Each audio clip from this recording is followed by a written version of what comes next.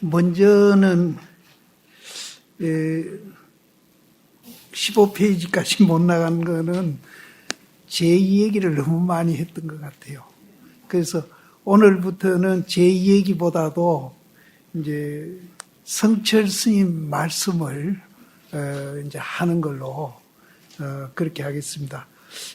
그리고 지금 180 몇 페이지에 가면은 유식이 나오는데 유식 이전에는 거의 이제 중간 공으로서 이제 불교를 이해해가는 방법이 있고 용수보살이 이제 그렇게 했던 불교인데 공으로 이제 불교를 이 얘기를 많이 하다 보니까 또 허무나 이런데 또 이제 빠지는 사람들이 많아가지고 그 이후에 무착 세친이란 분이 나와가지고 또 유식을 얘기하기 시작합니다.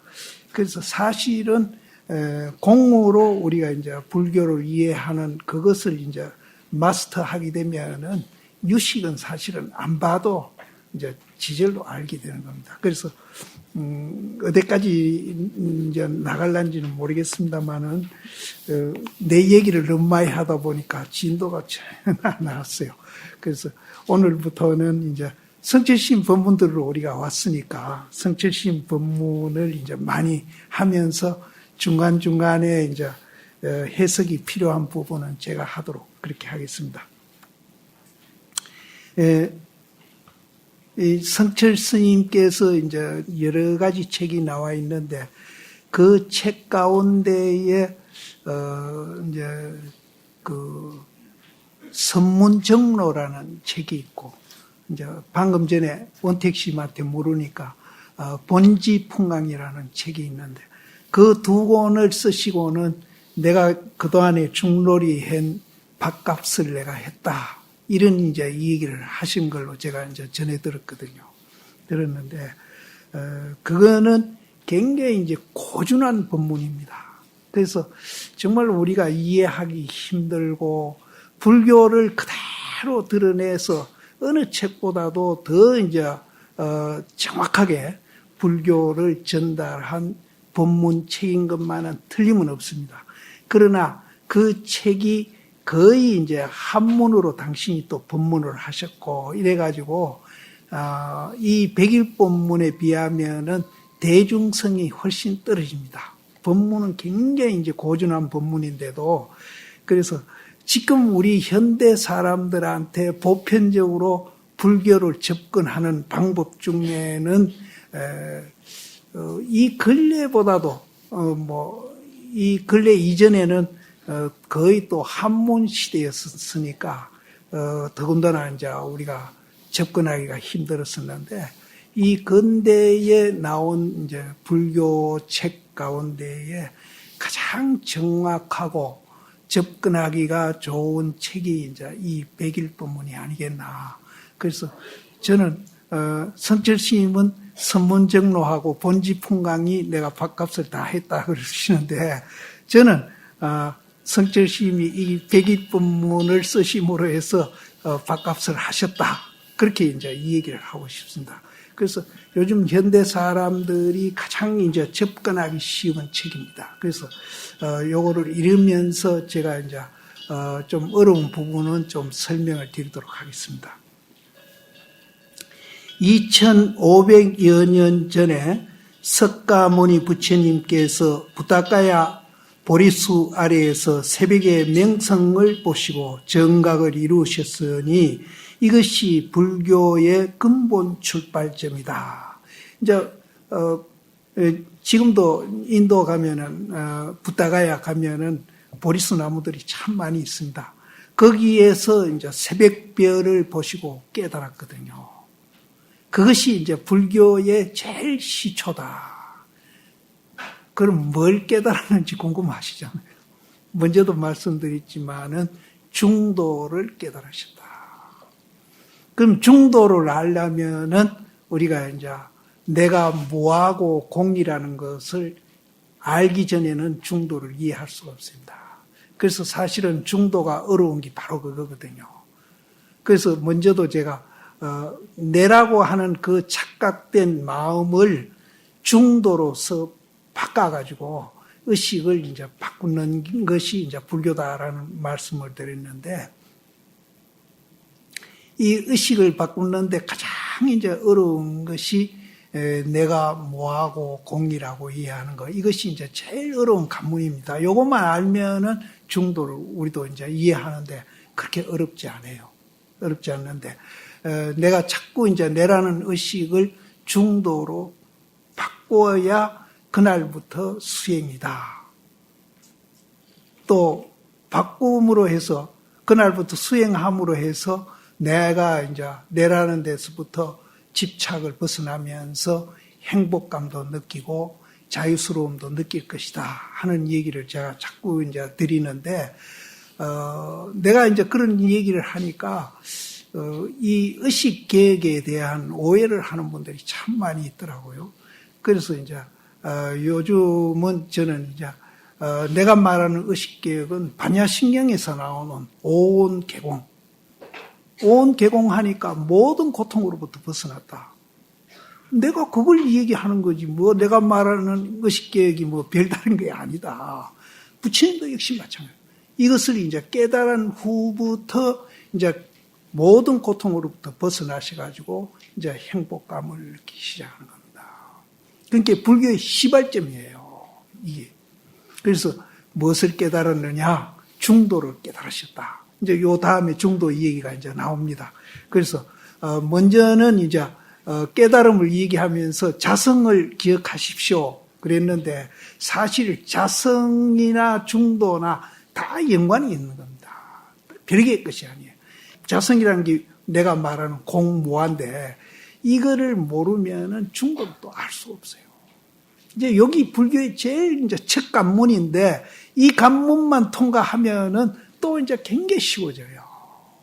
쉬워지고 또 마음도 굉장히 평수가 넓어지고 달라지는 것이 참 많이 있어요. 그래서 그동안에 내가 달라지는 얘기를 여러 개를 이제 내가 경험한 대로 얘기하는데, 이거 알면은 절대 남하고 비교를 안 합니다. 비교만 안 해도 굉장해요. 굉장히 행복합니다. 비교를 안 해요.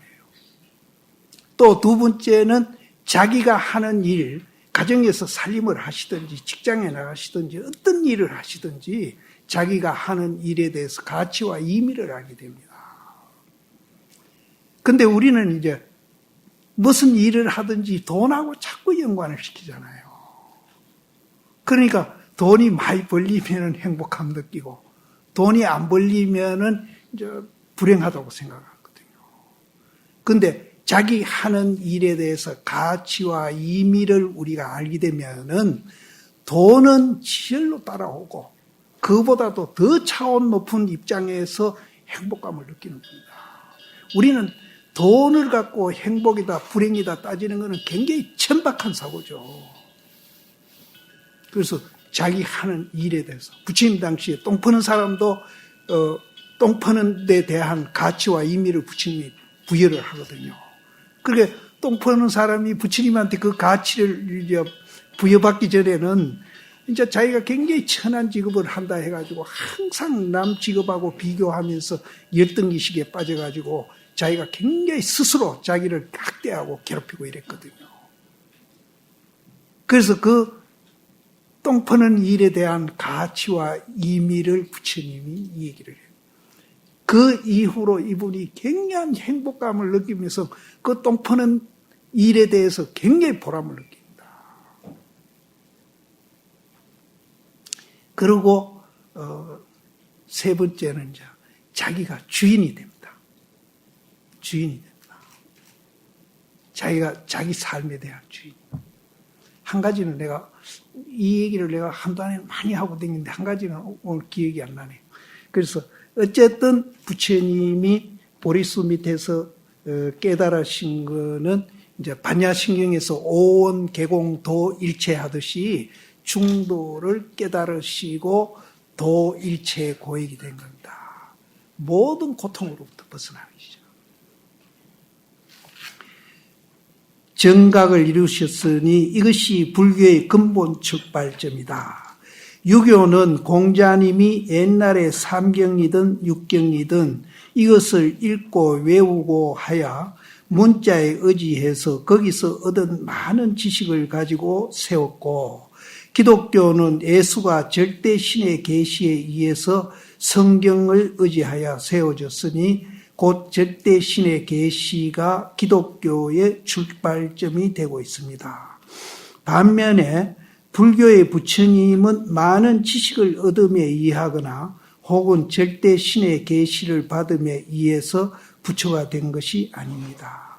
보리수 아래에서 자기 스스로 선정을 닦아 자기의 자성을 일체 만법의 법성을 바로 깨달아서 부처님이 되었다는 데서 출발하고 있습니다. 먼저도 꼭 기억하십시오 했는데 법성과 자성 이거를 이제 우리가 꼭 기억하시고 그것이 이제 그 얘기가 계속 반복해서 나올 테니까 법성 자성을 우리가 알면 중도도 알게 됩니다. 그래서 그 법성 자성을 이제 꼭 염두에 두셔야 됩니다. 근본적으로 다른 점이다. 일반적으로 종교는 신앙의 대상으로서 절대 신을 전제로 하고 있지만 불교는 오직 일체 만법의 법성인 자기 자성을 바로 깨치는 것을 근본으로 삼는 것이니 불교 위에의 다른 어느 종교에서도 이와 같은 이론은 하나도 없습니다. 이것이 불교가 주장하는 가장 높고 가장 깊은 진리로서 천고 만고에 변할 수 없는 독특한 특색입니다. 먼저도 다른 종교는 다 전변설인데 불교는 연기설이라는 얘기를 제가 드린 적이 있죠. 일체 만법의 법성, 즉 자기 성품을 바로 깨치는 이것이 불교의 근본 특색으로 되어 있느니만큼 만약 이 노선에서 조금이라도 벗어나게 된다면 그것은 스스로 자기 생명을 끊는 것과 마찬가지입니다. 그렇기 때문에 과거, 현재, 미래의 모든 부처님들과 역대의 모든 조사 스님들이 자기 성품, 자기 마음을 깨쳐서 부처를 이루었지 절대 신이나 어느 문자에 의지해서 부처를 이룬 사람은 한 사람도 없습니다. 이것이 우리 불교의 근본 생명선이며 영원한 철칙이며 만세의 표준입니다. 여기에서 이제 성철 스님께서 자꾸 이제 자기 성품이나 마음을 깨쳐라고 이제 말씀을 하십니다. 여기에 이제 조금 더 덧붙여서 제가 말씀을 드린다면은 금강경에 이제 내가 먼저도 말씀드렸습니다. 태란습파, 유정무정, 무상유상, 비비상천 이렇게 이제 이 우주에 있는 모든 존재가 성품이 다 있습니다. 그래서 모든 것이 부처 아닌 게 없다라고 이제 금강경에서 얘기하는데 여기 성철 스님께서 말씀하시는 자기 마음이나 성품도 그 9가지를 포함한 겁니다. 그러니까 꼭 생명이 있고 마음 있는 것만 부처가 있고 생명 없고 이런 거는 이제 그럼 성품이 없느냐 그렇게 이제 얘기하시면은 그것도 이제 오해가 되고 공부하는데 이제 방해가 됩니다. 그래서 이 우주에 있는 모든 존재가 다 불성이 있고 자성이 있고 다 부처다. 같은 원리로서 존재하고 있다. 금강경에는 분명히 9가지를 얘기하고 있습니다. 이제 여기 이제 제가 덧붙여서 이 얘기를 드리는 겁니다.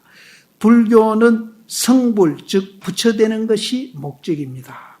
그러나 언설과 이론만 가지고 성불하지는 못합니다. 아무리 큰 학자라도 언설과 이론만 가지고서 성불한 사람은 한 사람도 없습니다. 그럼 우리가 무엇 하려고 팔만대장경을 만들어 놓았는가? 금강산이 천하에 유명하고 좋기는 하나 그것을 세상에 알리기 위해서는 안내문이 필요합니다. 그럼 이제 우리가 금강산을 가기 위해서는 안내문이 필요하고 노전기가 필요한데 그럼 우리가 성부를 가기 위해서는 그럼 뭐가 필요하느냐? 중도에 대한 이해가 필요합니다. 우리가 금강산이 좋다고 해서 금강산 가는 길을 노전길을 우리가 이제 미리 배워가지고 가듯이 그럼 우리가 성부를 하려면은 중도라는 노전기가 꼭 필요합니다. 이런 노전기 없이 수행하는 분들이 성속관에 많이 있습니다. 그래서 이 공부에 대한 첫발부터 오해를 하고 있는 거예요. 오해를 하고. 이런 분들은 그 오해가 풀리기 전까지는 절대로 수행할 수가 없어요. 지금 우리가 그렇습니다. 노전기 없이 무조건 가는 거예요. 그래서 또 노전기만 모르는 뿐 아니라 자기가 노전기도 모르면서 절에 와서 이런 일 저런 일 하는 그 자체가 불교로 또 오해하는 분도 참 많이 있습니다. 그래서 여기는 제가 솔직히 얘기하겠습니다. 여러분들 절에 와서 기도하고 불공하고 제사 지내고 봉사도 하고 여러 가지 하는 일들이 굉장히 많잖아요. 그거는 열심히 모두 배웠었거든요. 그건 왜 합니까? 금강산 가기 위해서 하는 겁니다.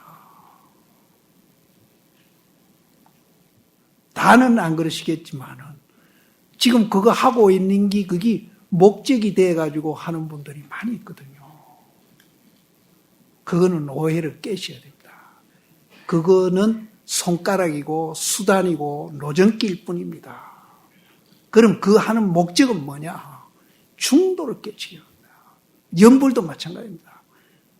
보문품 보면은 간센보살, 일심칭명 간센보살, 일심으로 간센보살을 부를 때에 이제 우리가 지금 금강산을 도달하는 겁니다. 그럼 이제 연불하는 목적이 금강산을 도달하기 위해서 이제 연불을 하셔야 되는데 혹시 돈이나 건강이나 뭐 다른 목적에 의해서 연불하는 분들 많이 있죠? 네, 잘못돼요.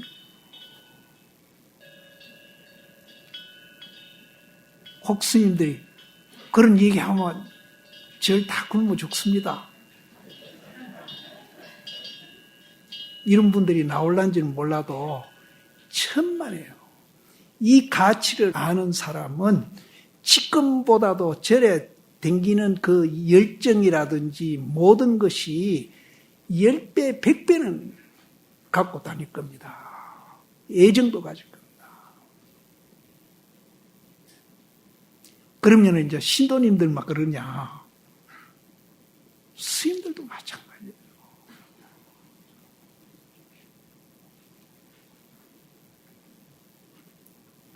그래서 불교에서 하는 모든 행위는 중도를 우리가 알기 위해서 하는 겁니다. 그럼 이 노전기부터 우리는 알아야 돼요. 불교는 성불 즉 부처되는 것이 목적입니다.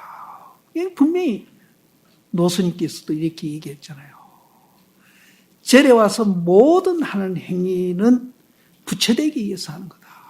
그래서 절에 와서 부처되기 위해서 모든 일을 이제 배워가지고 이제 집에 가서도 그렇게 하는 겁니다.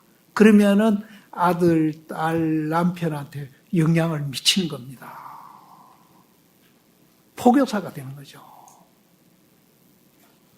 그렇게 해보고는 보람을 느끼면은 이제 집에만 하겠습니까?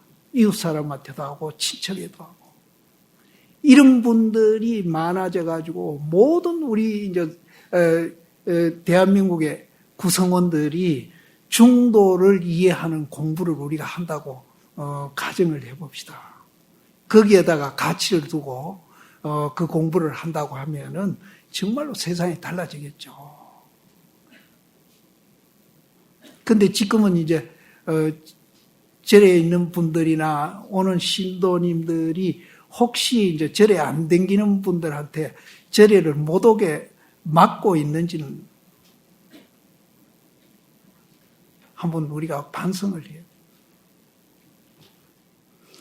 그러나 은설과 이론만 가지고는 성불하지 못합니다. 아무리 큰 학자라도 은설과 이론만 가지고서 성불한 사람은 한 사람도 없습니다. 그럼 우리가 무엇하려고 팔만대장경을 만들어 놓았는가? 금강산이 천하에 유명하고 좋기는 하나 그것을 세상에 알리기 위해서 안내문이 필요합니다. 금강산을 잘 소개하면 이렇게 경치 좋은 금강산이 있구나. 우리도 한번 금강산 구경을 가야겠구나 생각하고 드디어 금강산을 실제로 찾아보게 되는 것입니다. 이러한 안내문이 없으면 금강산이 그렇게 좋은 곳인 줄 세상 사람들이 어떻게 알 수 있겠습니까? 스님들만 그런 게 아니거든요. 스님들만 금강산 구경 가는 게 아니에요. 이 정말 좋구나. 그렇게 느끼시면은 여기 오신 신도님들도 다 이제 금강산을 가려고 노력을 하죠. 그러면은 이해한 것만큼 또 노력한 것만큼 우리가 이제 100% 그런 이제 효과는 못 얻는다 하더라도 우리가 각자가 노력한 것만큼 그런 행복감이나 이런 것을 느낍니다.